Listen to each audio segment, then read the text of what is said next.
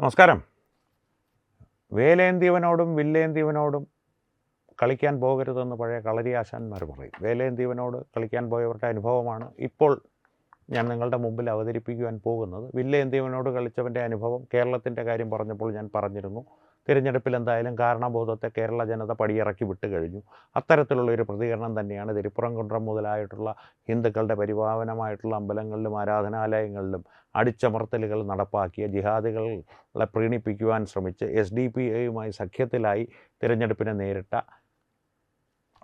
സ്റ്റാലിനും മുത്തുവേൽ കരുണാനിധി സ്റ്റാലിനും അഥവാ MK സ്റ്റാലിനും സനാതനധർമ്മത്തെ ഒട്ടാകെ ഡെങ്കുവും മലേറിയയുമാണ് എന്ന് ഉപമിച്ച അദ്ദേഹത്തിൻ്റെ മകൻ ഉദയനിധി സ്റ്റാലിനും അവരുടെ പാർട്ടിയായ DMKയ്ക്കും നേരിടേണ്ടി വന്നത്. ഒപ്പം തന്നെ അവരുടെ സഖ്യകക്ഷികളും അത്ര ആശാസ്യകരമായൊരു നിലയിലല്ല പോകുന്നത്. തിരഞ്ഞെടുപ്പിൻ്റെ പരിണാമം ഏതാണ്ട് അല്ലെങ്കിൽ ഫലങ്ങൾ പൂർണ്ണമായി പുറത്തു വരുന്നതോടുകൂടി പട്ടാളി മക്കൾ കക്ഷി പോലുള്ള കക്ഷികൾ ഇപ്പോൾ തന്നെ വിജയുമായി സഖ്യകക്ഷി ആകുവാൻ വെമ്പി നിൽക്കുകയാണ്. ഇവരുമായിട്ട് തിരഞ്ഞെടുപ്പിൻ്റെ സമയത്ത് സഖ്യമില്ലായിരുന്നു. എന്നിരുന്നാൽ പോലും DMK ജയിച്ചിരുന്നെങ്കിൽ പട്ടാളി മക്കൾ കക്ഷി ഒരുപക്ഷെ DMKയിലേക്ക് ചാഞ്ഞേനെ. ഇനി അതിനുള്ള സാധ്യതയില്ല. വിടുതലൈ സിരുത്തൈകൾ ആണെങ്കിലും ഇപ്പോൾ അവർ ഏറ്റവും ശക്തമായ ഒരു സഖ്യകക്ഷിയാണ് DMKയെ സംബന്ധിച്ചിടത്തോളം തിരഞ്ഞെടുപ്പിൻ്റെ ഫലങ്ങൾ പുറത്തു വരുന്നത് വരെ. ഇനി അങ്ങോട്ടേക്ക് അവരുണ്ടാകുമോ എന്നുള്ളത് കണ്ടറിയണം. അതുകൊണ്ട് തന്നെ DMKയുടെ നില പരിതാപകരമായൊരവസ്ഥയിലേക്ക് പോവുകയാണ്.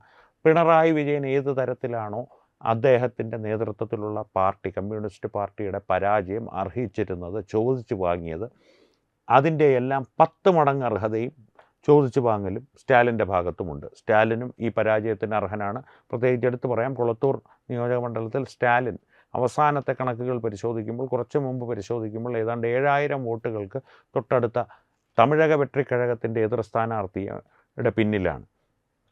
ചിന്തിച്ചു നോക്കുക, ഒരു സിനിമാ താരം തുടങ്ങിയ ഒരു പാർട്ടിയുടെ സ്ഥാനാർത്ഥി, അതും അത്ര പരിചിതനല്ലാത്തൊരു സ്ഥാനാർത്ഥിയുടെ പിന്നിലാണ് തമിഴ്നാടിൻ്റെ സൂപ്പർ സ്റ്റാറായ സ്റ്റാലിൻ. അതായത് സ്റ്റാലിൻ സ്റ്റാർ ആകുമെന്ന് മലയാള മാധ്യമങ്ങൾ കൊട്ടിഘോഷിച്ച സ്റ്റാലിൻ. അദ്ദേഹം 7000-ഓളം വോട്ടുകൾക്ക് പിന്നിലാണ്. ഒരുപക്ഷെ നില മാറി മറിഞ്ഞേക്കാം.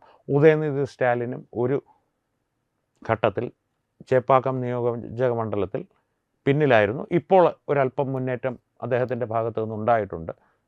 സ്ഥിതിഗതികൾ മാറി മറിഞ്ഞു വരുന്നു. പക്ഷേ ഏറ്റവും അത്ഭുതകരമായിട്ടുള്ള കാര്യം, പ്രേക്ഷകരോട് ആദ്യമേ ഒരു ക്ഷമാപണം നടത്തുവാൻ ഞാൻ ആഗ്രഹിക്കുന്നു. കാരണം ഈ തമിഴ്നാടിനെക്കുറിച്ച് ഏതെങ്കിലും ഒരു തരത്തിലുള്ള വിശകലനം നടത്തുമ്പോൾ, തമിഴ്നാട് രാഷ്ട്രീയത്തെ സംബന്ധിച്ച് പറയുമ്പോൾ ഞാൻ ഉറപ്പിച്ച് പറഞ്ഞിരുന്നൊരു കാര്യം, വിജയ് തിരഞ്ഞെടുപ്പിൽ നിന്നാൽ അദ്ദേഹം ജയിക്കും. പക്ഷേ അതിൻ്റെ ഒരു വലിയ മുന്നേറ്റം അദ്ദേഹത്തിൻ്റെ പാർട്ടിക്ക് ഉണ്ടാക്കുവാൻ സാധിക്കുമോ എന്നുള്ള കാര്യത്തിൽ എനിക്ക് സംശയമുണ്ട്. അതിൻ്റെ നിരവധി കാരണങ്ങളും ഞാൻ പറഞ്ഞിരുന്നു.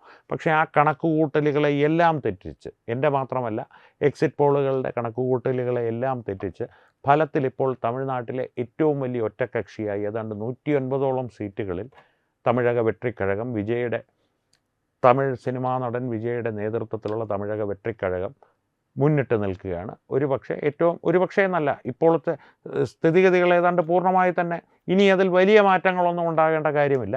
ഏറ്റവും വലിയ ഒറ്റക്കക്ഷിയായി തമിഴക വെട്രിക്കഴകം, വിജയുടെ നേതൃത്വത്തിലുള്ള തമിഴക വെട്രിക്കഴകം, രണ്ടാമത്തെ വലിയ സഖ്യകക്ഷി AIADMK നേതൃത്വത്തിലുള്ള BJPയും ഉൾക്കൊള്ളുന്ന സഖ്യകക്ഷികൾ, മൂന്നാം സ്ഥാനത്തേക്ക് പിന്തള്ളപ്പെട്ടിരിക്കുന്നു DMK. സ്റ്റാലിൻ അർഹതപ്പെട്ട ഒരു പരാജയം തന്നെ ചോദിച്ചു വാങ്ങിക്കൊണ്ട് ഒരുപക്ഷെ സ്റ്റാലിൻ തന്നെയും പരാജയപ്പെട്ടേക്കാവുന്ന അവസ്ഥയിലേക്ക് കാര്യങ്ങൾ നീങ്ങുന്നു. അതാണ് ഇപ്പോഴത്തെ തമിഴ്നാട്ടിലെ രാഷ്ട്രീയ സാഹചര്യം. ഞാൻ നേരത്തെ പറഞ്ഞിരുന്നു, ശബരിമലയിൽ വില്ലേന്തി അയ്യനോട് കളിച്ച പിണറായി വിജയൻ്റെ അനുഭവം പോലെ തന്നെ തിരുപ്പുറംകുன்றത്ത് വേലനോട് കളിച്ച, അല്ലെങ്കിൽ മുരുകനോട് കളിച്ച, മുരുകൻ്റെ ഭക്തരെ ഉപദ്രവിച്ച സ്റ്റാലിനും ലഭിച്ചിരിക്കുന്നു. ഇവിടെ ശരം കൊണ്ട് വീണു, അവിടെ വേല് കൊണ്ട് വീണു. വേലേന്തിയ ഭക്തന്മാർ കൃത്യമായി അവരുടെ ജനവികാരം പ്രകടിപ്പിച്ചു. ഒപ്പം വിജയ്ക്ക് വലിയൊരു മുന്നേറ്റം നൽകി പുതിയൊരു രാഷ്ട്രീയ സാഹചര്യത്തിന് കൂടി വഴിയൊരുക്കിയിരിക്കുകയാണ് തമിഴ് ജനത. ഇനി മുന്നോട്ട് പോകുമ്പോൾ വിജയ് എന്തായാലും കേവല ഭൂരിപക്ഷം നേടില്ല എന്നുള്ള കാര്യം ഇപ്പോൾ ഏറെക്കുറെ വ്യക്തമാണ്. അതുകൊണ്ട് തന്നെ ഇനി വിജയുടെ മുന്നിലുള്ള ഏകപാത AIADMKയുമായിട്ടൊരു സഖ്യത്തിൽ ഏർപ്പെട്ട് ഭരണത്തിലെത്തുക എന്നുള്ളതാണ്.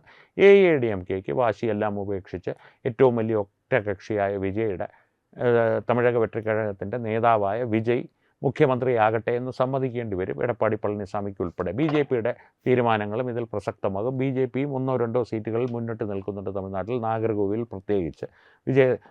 വിജയം പ്രഖ്യാപിക്കപ്പെട്ടിട്ടില്ല. ദിവസത്തിൻ്റെ അവസാനമേ അത് വ്യക്തമായി നമുക്ക് മനസ്സിലാക്കാൻ സാധിക്കുകയുള്ളൂ, വിജയിച്ചോ ഇല്ലയോ എന്നുള്ളത്. പക്ഷേ AIADMKയും TVKയുമായിട്ടുള്ളൊരു സഖ്യം ഇപ്പോൾ തെളിഞ്ഞു വരുന്നുണ്ട് അതിനുള്ള സാധ്യത. കാരണം വിജയെ സംബന്ധിച്ച് DMKയുമായിട്ടൊരു സഖ്യം ഉണ്ടാക്കുക എന്നുള്ളത് അത്ര ആശാസ്യകരമായിട്ടുള്ളൊരു കാര്യമായിരിക്കില്ല. കാരണം തിരഞ്ഞെടുപ്പ് പ്രചാരണത്തിലുടനീളം തീയ ശക്തി തിമുക എന്ന് അദ്ദേഹം ആവർത്തിച്ച് പറഞ്ഞിരുന്നു. ദുഷ്ടശക്തിയാണ് ഈ ദ്രാവിഡ മുന്നേറ്റ കഴകം. തിമുക എന്നുള്ളത് ദ്രാവിഡ മുന്നേറ്റ കഴകം തമിഴിൽ പറയുമ്പോൾ അങ്ങനെയാണ് പറയുന്നത്. DMK എന്നുള്ളതൊരു ദുഷ്ടശക്തിയാണ് എന്ന് ആവർത്തിച്ച് പറഞ്ഞ് സ്റ്റാലിൻ അങ്കിളിനെ അധികാരത്തിൽ നിന്നിറക്കും, ജനങ്ങൾ അതിനെന്നോടൊപ്പം നിൽക്കും എന്നുള്ളൊരു ആഗ്രഹം പ്രകടിപ്പിച്ച് അവകാശവാദം ഉന്നയിച്ചാണ് വിജയ് അദ്ദേഹത്തിൻ്റെ തിരഞ്ഞെടുപ്പ് പ്രചരണങ്ങളിലുടനീളം മുന്നോട്ട് നീങ്ങിയത്. അതുകൊണ്ട് തന്നെ DMKയുമായിട്ടൊരു സഖ്യം ഉണ്ടാക്കുക എന്നുള്ളത് അദ്ദേഹത്തിനെ സംബന്ധിച്ച് ആത്മഹത്യാപരമായിരിക്കും. അദ്ദേഹത്തിന് നിലപാടില്ലാത്തൊരു സ്വഭാവമാണുള്ളത് എന്ന് ആദ്യമേ തന്നെ പൊതുജനങ്ങളുടെ മുമ്പിൽ സമ്മതിക്കുന്നത് പോലെയായി പോകും അത്. അതിനാൽ തന്നെ AIADMKയുമായിട്ടുള്ള സഖ്യത്തിനുള്ള വാതായനങ്ങൾ ഇപ്പോൾ തന്നെ തുറന്നു കിടക്കുന്നുണ്ട്. നേരത്തെ തന്നെ BJP ആണെങ്കിലും AIADMK ആണെങ്കിലും ഒരു ഘട്ടത്തിൽ പോലും ഒരു പരിധി കടന്ന് വിജയിയെ വിമർശിച്ചിട്ടുമില്ല, പരിഹസിച്ചിട്ടുമില്ല. അതുകൊണ്ട് തന്നെ ആ ഒരു സഖ്യത്തിന് അവർക്ക് എതിർപ്പൊന്നും ഉണ്ടാകില്ല. ഇനി വരുവാൻ പോകുന്ന രാഷ്ട്രീയ മാറ്റങ്ങൾ എന്തായാലും DMK തുടച്ചു നീക്കുന്ന തരത്തിലേക്കാണ് തമിഴ്നാട്ടിൽ നീങ്ങിക്കൊണ്ടിരിക്കുന്നത്.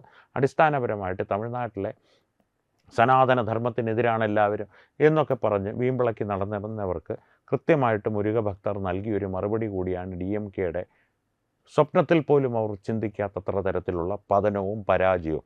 എന്തായാലും MK സ്റ്റാലിനും അദ്ദേഹത്തിൻ്റെ മകനും ഇനി വീട്ടിലിരുന്ന് ഞങ്ങൾ തന്നെയാണ് ഡെങ്കുവും മലേറിയയും എന്ന് പരസ്പരം പറഞ്ഞ് കളിക്കാം. ഒരു പക്ഷേ ഉദയനിധി സ്റ്റാലിൻ എങ്ങനെയെങ്കിലും തട്ടിമുട്ടി അപ്പുറത്തേക്ക് ഉരുണ്ട് വീണ് ജയിച്ചാൽ അദ്ദേഹത്തിന് നിയമസഭ കാണാം. പക്ഷേ ഇപ്പോൾ പുറത്തു വരുന്ന കണക്കുകൾ അനുസരിച്ച് MK സ്റ്റാലിൻ ഇനി നിയമസഭ കാണുവാനുള്ള സാധ്യതകൾ വളരെ കുറവാണ്, അത്ഭുതങ്ങൾ സംഭവിച്ചിട്ടില്ലെങ്കിൽ. ഈ സ്ഥിതിഗതികൾ 7000 വോട്ടെന്നൊക്കെ പറയുന്നത് ചിലപ്പോൾ ഒരു പക്ഷേ അന്തിമഘട്ടത്തിൽ എല്ലാ റൗണ്ടുകൾ എണ്ണുമ്പോൾ ഇനിയുമുണ്ട്, 5-6 റൗണ്ടുകൾ ബാക്കിയുണ്ട് ഇനിയും എണ്ണിത്തീരുവാൻ. കുളത്തൂർ മണ്ഡലത്തിലെ കാര്യമാണ് പറയുന്നത്. അങ്ങനെ എണ്ണുമ്പോൾ പൂർണ്ണമായും ആ വോട്ടുകൾ സ്റ്റാലിൻ്റെ പക്ഷത്തേക്ക് പോയാൽ ഒരു പക്ഷേ അദ്ദേഹം തിരിച്ചു വന്ന് നേരിയ ഭൂരിപക്ഷത്തിൽ വിജയിച്ചേക്കാം. വിജയിച്ചാൽ പോലും, അച്ഛനും മകനും വിജയിച്ചാൽ പോലും ഏറ്റവും പരിതാപകരമായിട്ടുള്ളൊരവസ്ഥയിലേക്കാണ് സർവ്വപ്രതാപികളായി കഴിഞ്ഞ ഒരു 6 മാസം മുമ്പ് വരെ വാണിരുന്ന അച്ഛനും മകനും സ്റ്റാലിനും ഉദയനിധി സ്റ്റാലിനും നിലംപതിച്ചിരിക്കുന്നത്. കൃത്യമായി ഇവിടുത്തെ കാരണബോധനും മരുമകനും ഏതവസ്ഥയിലൂടെയാണോ കടന്നു പോകുന്നത് ഏതാണ്ട് അതുപോലുള്ള അവസ്ഥയിലൂടെ തന്നെയാണ് തമിഴ്നാട്ടിൽ ഏകാധിപതികളായി വാണിരുന്ന അച്ഛനും മകനും കടന്നു പോകുന്നത്. DMKയുടെ അരാജകത്വത്തിന് തമിഴ് ജനത ഒരു അവസാനം കുറിച്ചിരിക്കുന്നു. മുരുക ഭക്തന്മാർ അവരുടെ വിധി പ്രഖ്യാപിച്ചിരിക്കുന്നു. മുരുകൻ്റെ വേൽ മിന്നിത്തിളങ്ങിക്കൊണ്ട് തന്നെ നിൽക്കും, തിരുപ്പുറംകുன்றത്തെ അഗ്നി ജ്വലിച്ച് തന്നെ നിൽക്കും എന്നുള്ളൊരു പ്രഖ്യാപനം കൂടിയാണ് തമിഴ്നാടിൻ്റെ ഈ തിരഞ്ഞെടുപ്പ് ഫലം. അതിലൂടെ തമിഴ് ജനത പ്രഖ്യാപിക്കുന്ന അന്തിമ വിധി. ആരുടെ അന്തിമ വിധി? DMKയുടെ അന്തിമ വിധി. വീണ്ടും കാണാം. നന്ദി, നമസ്കാരം. വിട്ടുവീഴ്ചയില്ലാത്ത നിലപാടുകളുമായി ദേശീയതയുടെയും സമാജത്തിൻ്റെയും ശാക്തീകരണത്തിനു വേണ്ടി തത്വമയിയുടെ ജൈത്രയാത്ര തുടരുകയാണ്. യൂട്യൂബിൽ മാത്രം തത്വമയിക്ക് 10 ലക്ഷം സബ്സ്ക്രൈബേഴ്സിലേക്ക് എത്താൻ ഏതാനും ചുവടുകൾ മാത്രമാണ് ബാക്കി. മറ്റ് സോഷ്യൽ മീഡിയ പ്ലാറ്റ്ഫോമുകളിലും തത്വമയിയുടെ നിറസാന്നിധ്യം തുടരുകയാണ്. ഈ അവസരത്തിൽ ഞങ്ങൾക്ക് നിങ്ങളോടുള്ള അഭ്യർത്ഥന ഞങ്ങളോടൊപ്പം നിൽക്കുക എന്നുള്ളതാണ്. നിങ്ങൾ ഉപയോഗിക്കുന്ന ഏത് സോഷ്യൽ മീഡിയ പ്ലാറ്റ്ഫോം ആണെങ്കിലും ഞങ്ങളുടെ വരിക്കാരാകുക, ഞങ്ങളെ സബ്സ്ക്രൈബ് ചെയ്യുക, നിങ്ങളുടെ സുഹൃത്തുക്കളിലേക്ക് തത്വമയിയുടെ ഈ സന്ദേശം പ്രചരിപ്പിക്കുക. ഞങ്ങളോടൊപ്പം നിൽക്കൂ, രാഷ്ട്രത്തോടൊപ്പം നിൽക്കൂ, ദേശീയതയ്ക്കൊപ്പം സഞ്ചരിക്കൂ.